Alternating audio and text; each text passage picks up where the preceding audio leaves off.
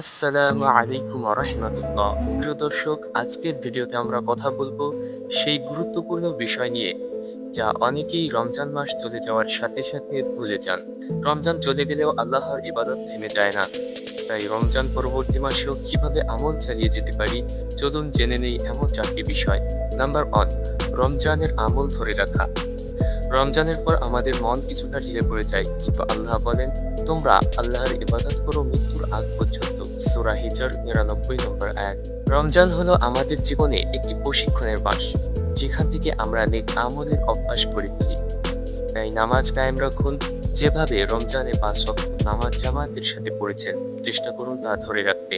কোরআন তেলাওয়াত চালিয়ে যান। প্রতিদিন 10 মিনিট হলেও কোরআন পড়ুন। জিকির ও দোয়ার সেই অভ্যাসটিকে জারি রাখুন যা রমজানে আপনার ছিল। নাম্বার 2, শাওয়াল মাসের রোজা। রমজান পরবর্তী মাস শাওয়াল মাস।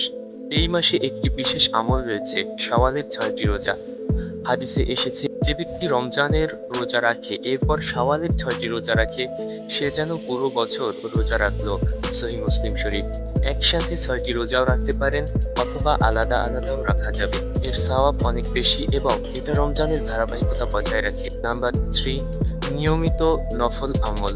রমজান আমাদের যেভাবে নফল ইবাদতের সাথে পরিচিত করিয়েছে, সেগুলো চালিয়ে যাওয়া দরকার। যেমন সোম ও বৃহস্পতিবার রোজা রাখা, তাহাজ্জুদ নামাজ, ইস্তিগফার ও দোয়া, সাদকা ও খয়রাত দেওয়া। এগুলো আমাদের ঈমান জীবিত রাখে এবং আল্লাহর নৈকট্য এনে দেয়। নাম্বার 4, আত্মবিশ্লেষণ ও নতুন লক্ষ্য নির্ধারণ।